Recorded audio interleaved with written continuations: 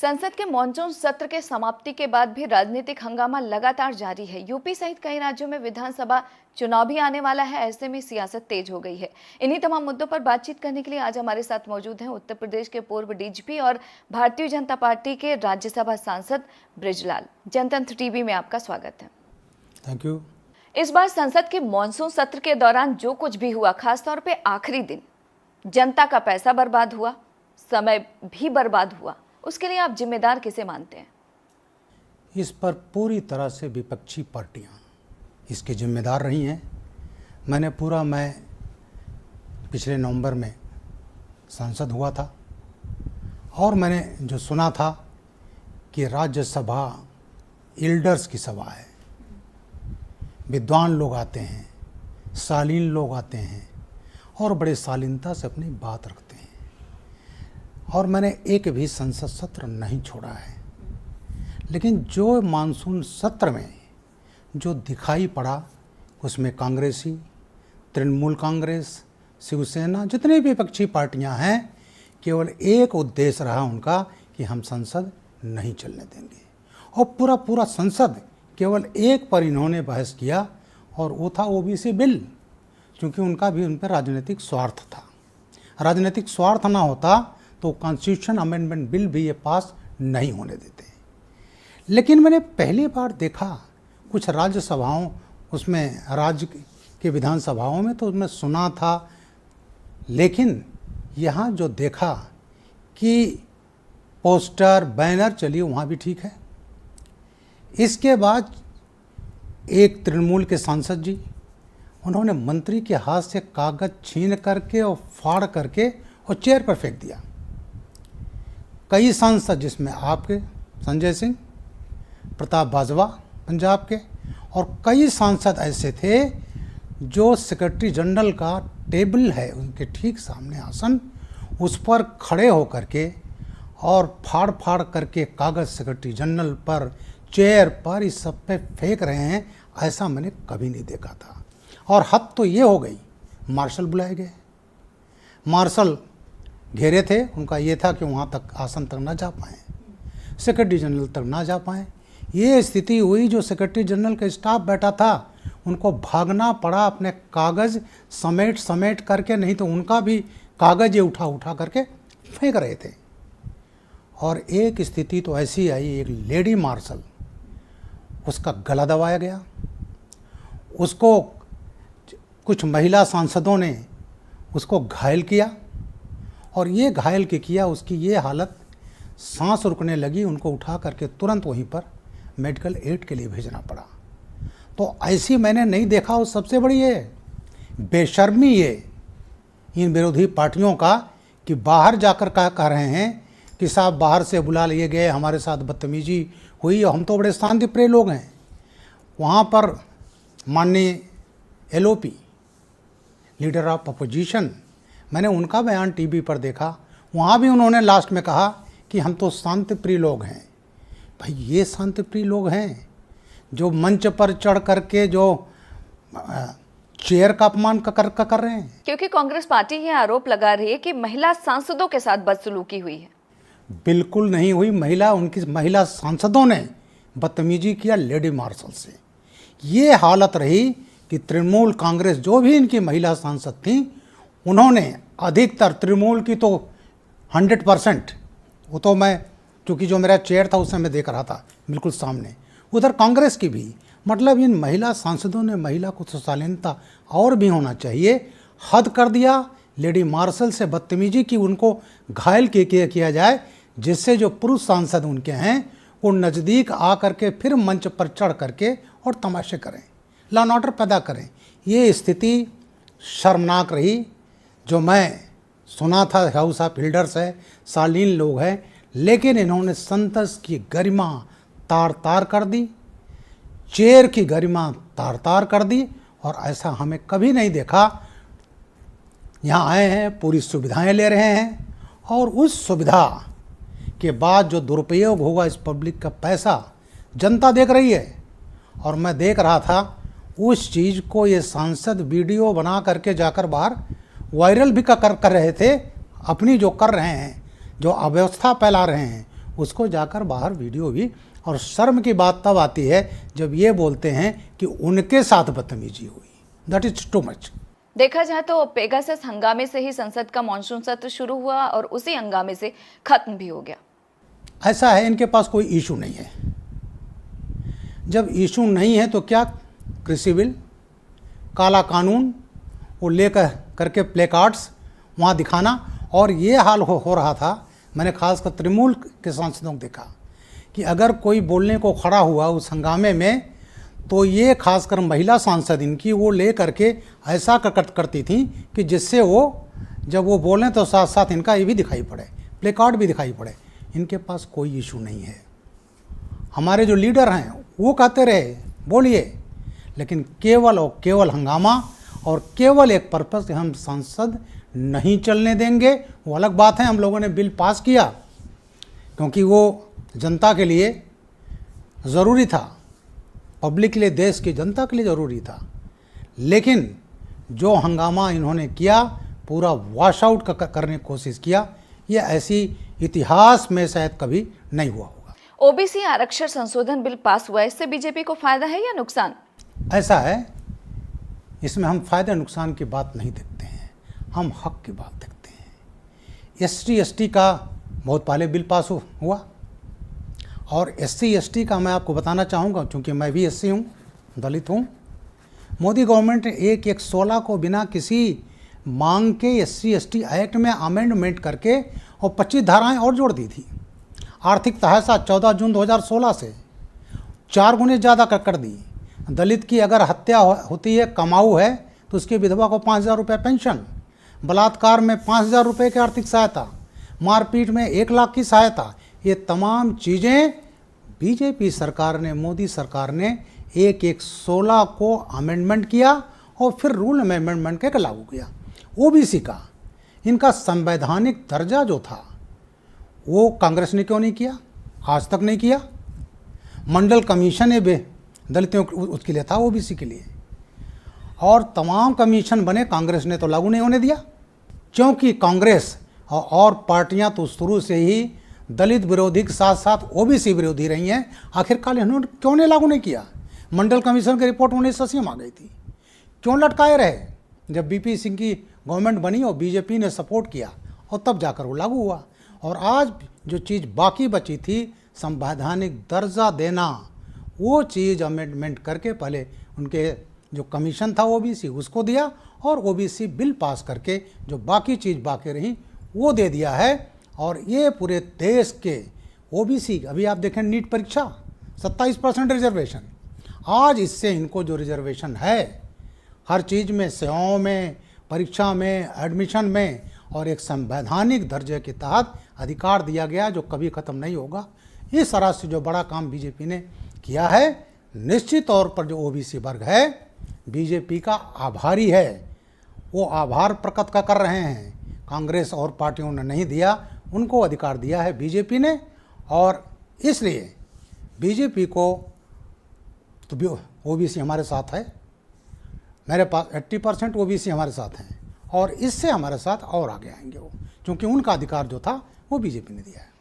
इसके अलावा संसद का मॉनसून सत्र खत्म होने के बाद भी तमाम विपक्षी दल अब एकजुट होने लगे हैं। सोनिया गांधी ने 20 अगस्त को तमाम विपक्षी दलों की एक बैठक भी बुलाई है, जिसमें ममता बनर्जी, महाराष्ट्र के मुख्यमंत्री उद्धव ठाकरे भी शामिल होने वाले हैं। इससे बीजेपी कितना बड़ा खतरा मानती है? बीजेपी को कोई खतरा नहीं है। हम उत्तर प्रदेश में देख चुके हैं, 2019 में देख चुके हैं, 17 में देख चुके हैं कि अखिलेश यादव, कांग्रेस, बीएसपी और समाजवादी पार्टी, ये राष्ट्रीय लोकदल, ये जितनी भी विपक्षी पार्टियां मुख्य से सब एकजुट हो करके और बीजेपी के खिलाफ चुनाव लड़ी थी। मोदी जी जब चुनाव 2019 में लड़ रहे थे, उसमें 2014 में, तो अरविंद केजरीवाल जी ने तो पूरी अपनी फौज भेज दी थी। तो ये इनका हम देख चुके हैं, और 2017 में जितना हम वोट पाए थे उसमें पार्लियामेंट में, 14 में, उससे ज़्यादा, उसके अनुपात में रिकॉर्ड हमारी 2017 में हमारी सीटें आईं। और उस समय बहुजन समाज पार्टी और अखिलेश दोनों कह रहे थे हम मेजॉरिटी में आ रहे हैं, और बहन जी जो थी उन्होंने तो उनके अफसरों ने अपनी पोस्टिंग मंत्रालय भी तय कर लिया था और 19 सीट पर रह गई। सपा 46 सीट पर रह गई और कांग्रेस तो चली गई। कांग्रेस का कोई नाम ले वाला नहीं है। और जो हालत है कांग्रेस पार्टी की, उनके अंदरूनी जो विवाद है, वो अंदरूनी विवाद चाहे सोनिया गांधी जी कुछ कर लें, ये कांग्रेस पार्टी अब बिल्कुल जो थोड़ा बहुत है वो अगले इलेक्शन में जीरो हो जाएगी। यूपी में सपा और बसपा दोनों ही ब्राह्मणों को न्याय दिलाने की बात कर रही हैं। क्या आपको लगता है कि वास्तव में भारतीय जनता पार्टी ने ब्राह्मणों के साथ उत्तर प्रदेश में अन्याय किया है? बिल्कुल नहीं किया है। भारतीय जनता पार्टी जितने समाज के लोग हैं, वर्ग के लोग हैं, सबको, और यहाँ तो मुख्य पदों पर ब्राह्मण रहे। अभी डीजी जो हटे हैं हितेश अवस्थी जी, वो ब्राह्मण डीजीपी। अवनीश अवस्थी जी अपर मुख्य सचिव गृह, वो ब्राह्मण। इस समय चीफ सेक्रेटरी हैं, वो ब्राह्मण। तो तमाम पदों पर चूंकि ब्राह्मण अधिकारी भी हैं, ऐसी बात नहीं है, संख्या तो है, तो पदों पर तैनात हैं। और जो उत्तर प्रदेश का वो है आपका हमारा मंत्रिमंडल है, उसमें माननीय दिनेश शर्मा जी ब्राह्मण हैं। इसके अलावा ब्रिजेश पाठक जी हैं। तमाम लोग हैं, जो लोग हैं उनको हर वर्ग को जोगी जी ने प्रतिनिधित्व दिया है। इन्होंने जानते हैं कब से किया ब्राह्मण अत्याचार, ब्राह्मण हत्या, बिकरू कांड, विकास दुबे का इनकाउंटर। वो विकास दुबे किसको मारा? डिप्टी एसपी जो थे धीरेन्द्र दुबे, ब्राह्मण थे। मुखबिरी करने वाला जो इंस्पेक्टर जेल गया, वो भी ब्राह्मण था। मरने वालों में कई ब्राह्मण थे। मैं जात बिरादरी की बात नहीं करता, हम तो ये बात करते हैं अपराधी अपराधी है, चाहे वो किसी बिरादरी का हो, कोई भी हो। लेकिन इन्होंने उस टाइप का ऐसा एक फैलाया कि साहब ब्राह्मणों के साथ अत्याचार, अगर अपराधी पर कार्रवाई होती है तो अत्याचार है। मुख्तार अंसारी जेल में है, विजय मिश्रा वो भी सरकार को सपोर्ट कर रहे थे, निषाद पार्टी के, आज साल भर हो रहा है अंदर हैं। उनके जो तमाम संपत्तियां थीं वो तोड़ी जा रही हैं। वक्त हुआ है एक छोटे से ब्रेक का। ब्रेक के बाद भी हम बात करेंगे भारतीय जनता पार्टी के राज्यसभा सांसद ब्रिजलाल से।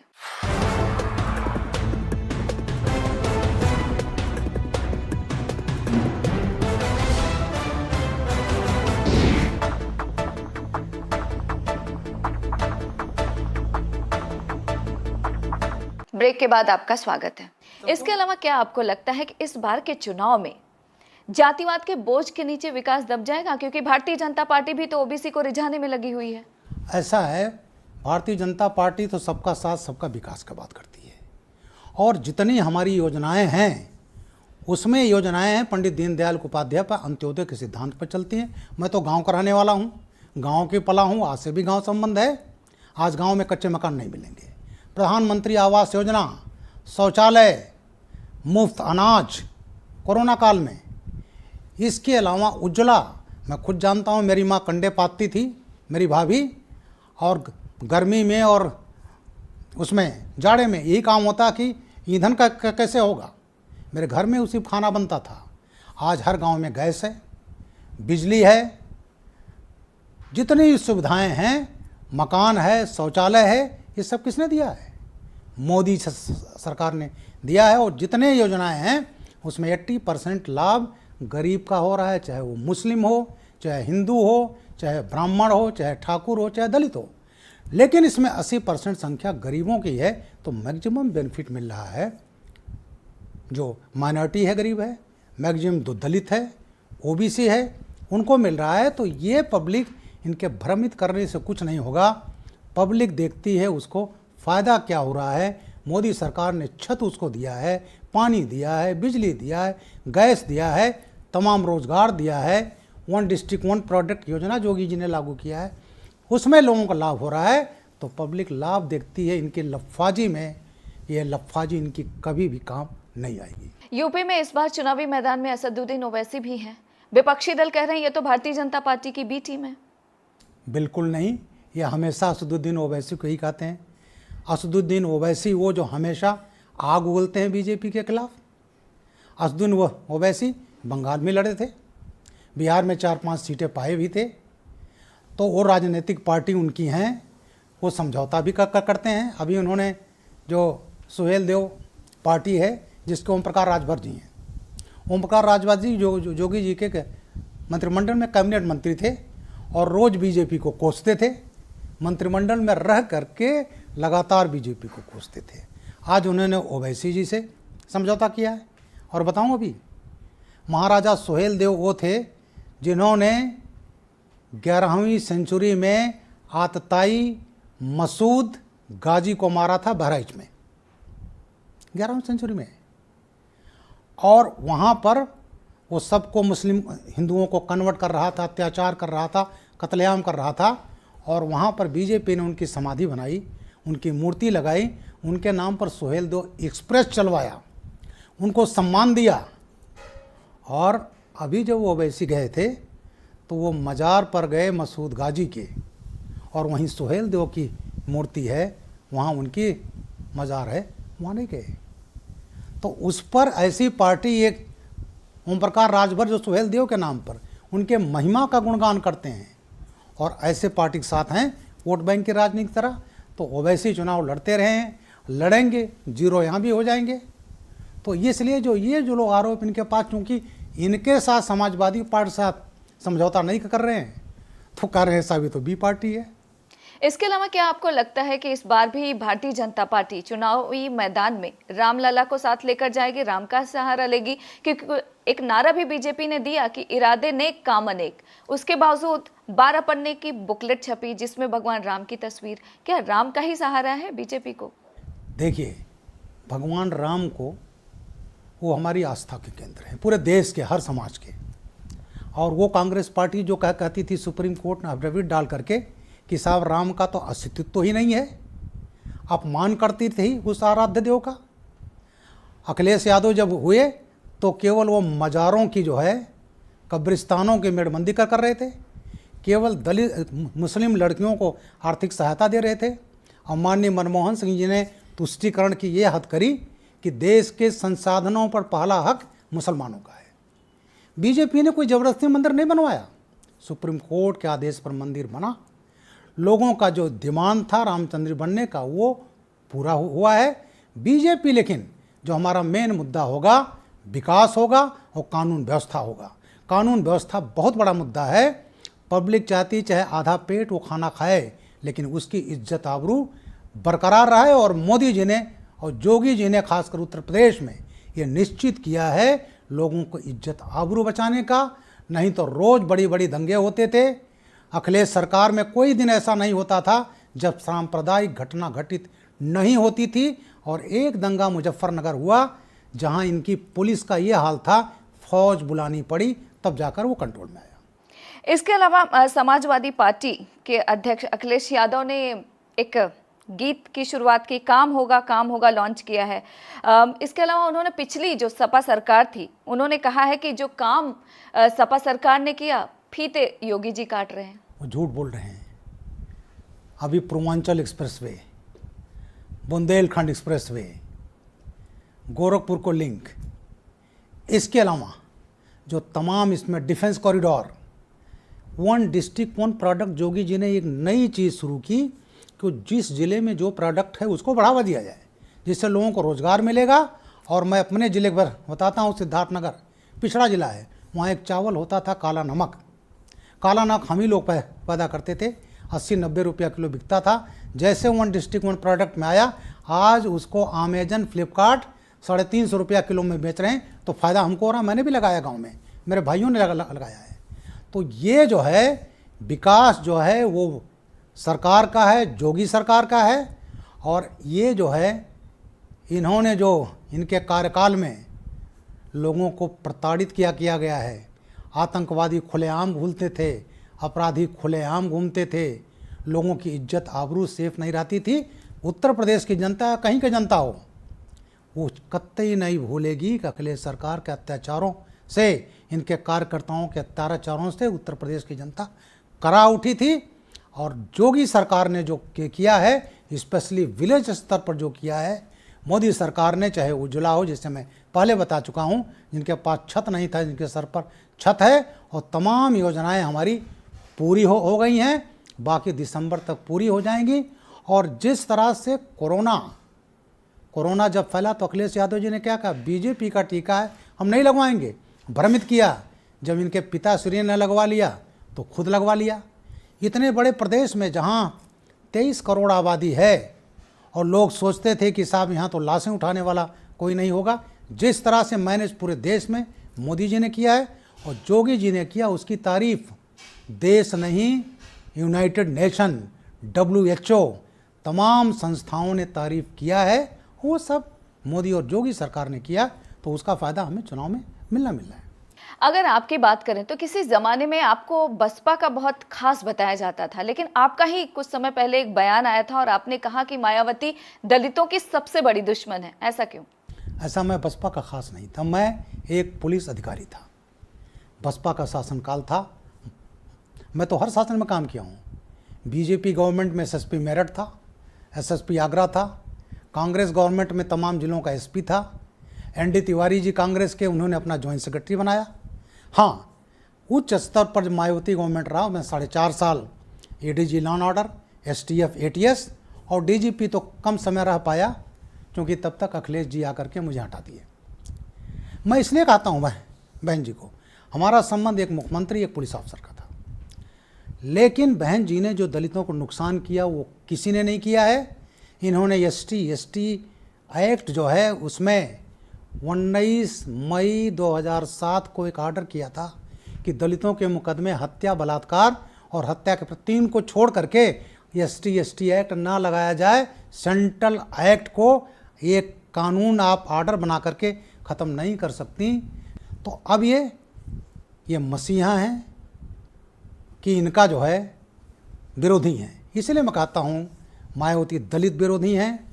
कहीं भी घटनाएं होंगी, अगर कहीं दलित और माइनॉरिटी का होगा, बहन जी नहीं बोलेंगी, और अगर कहीं दलित का और OBC या जनरल हो तो वहाँ चिल्लाने लगेंगी। तो केवल ये वोट बैंक की राजनीति करती हैं, और जितना नुकसान बहन जी ने दलितों को किया है उतना किसी ने नहीं। अगर आपकी बात करें तो आपने कई मुख्यमंत्रियों के कामकाज को देखा है, मायावती, अखिलेश यादव, योगी जी को। आपको क्या लगता है कि किसके राज में कानून व्यवस्था बेहतर रही है? आप बीजेपी में हैं तो आप उसकी तारीफ भी कर सकते हैं। ऐसा है, 1991 में तो मैं SP रैंक का था, 13-14 साल की नौकरी थी मेरी। तब तो जो हम वैसे भी जब वर्दी पहनते हैं तो हमारी कोई पॉलिटिकल लाइनिंग नहीं होती, और वहाँ पर मैं माननीय कल्याण सिंह जी SSP बनाया। और उस समय जो माफियाज थे वेस्टर्न यूपी के, बड़े बड़े क्रिमिनल्स, वो तमाम धाराशायी हुए। कांग्रेस को भी दे देखा जब चंबल ऑपरेशन चला, 81 हम लोग नए आए थे, तब भी चंबल एरिया में तमाम लोग मारे गए। लेकिन कल्याण सिंह ने 91 की सरकार में जो हुआ, पहली बार जो मुलायम सिंह की सरकार के बाद जो वेस्टर्न यूपी में धंधा बन गया था अपहरण, चंबल एरिया में अपहरण, जिस तरह क्रैकडाउन हुआ था कल्याण सिंह की सरकार में, और आज जो जोगी जी ने किया वो मैंने 37.5 साल के पुलिस कैरियर में कभी नहीं देखा। क्योंकि इन्होंने माफियाओं के कार्रवाई के साथ साथ उनका जो आर्थिक साम्राज्य था उसको तोड़ दिया। जो काफिले चलते थे, लुच्चे लफंगे चलते थे, 30-30 गाड़ियाँ चलती थीं, पैसा कहाँ से आता था? अवैध कमाई से आता था। आज उनके चाहे अतीक अहमद हों, मुख्तार अंसारी हों, विजय मिश्रा हों, दुजाना हों, सुनील राठी हों, जितने प्रदेश के माफिया हैं, सबकी आर्थिक कमर तोड़ दी गई है और लगातार तोड़ी जा रही है। तो मैंने जोगी सरकार में जो आर्थिक उस पर जो कार्रवाई हुआ, वैसी कार्रवाई कभी नहीं हुई थी। आखिरी सवाल, कांग्रेस नेता आनंद शर्मा की संसदीय समिति वाली जो कमेटी है, उन्होंने योगी सरकार के कामकाज की काफ़ी तारीफ की है, इसे आप कैसे देखते हैं? मैं आनंद शर्मा जी बहुत पुराने नेता हैं, अच्छे नेता हैं, बहुत बड़ा अनुभव है, और उन्होंने जो सही पाया उसको लिखा है, मैं साधुवाद देता हूँ।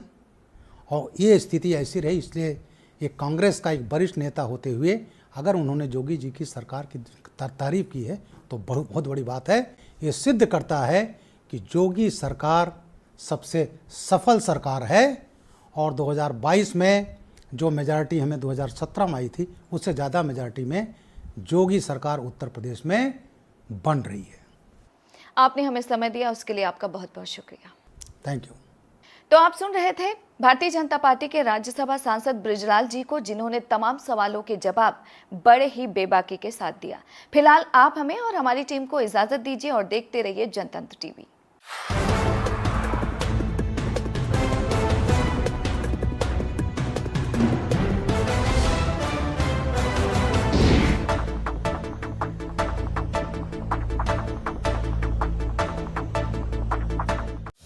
खबरों के निष्पक्ष विश्लेषण के लिए सब्सक्राइब करें Jantantra TV and press the bell icon. Never miss any update.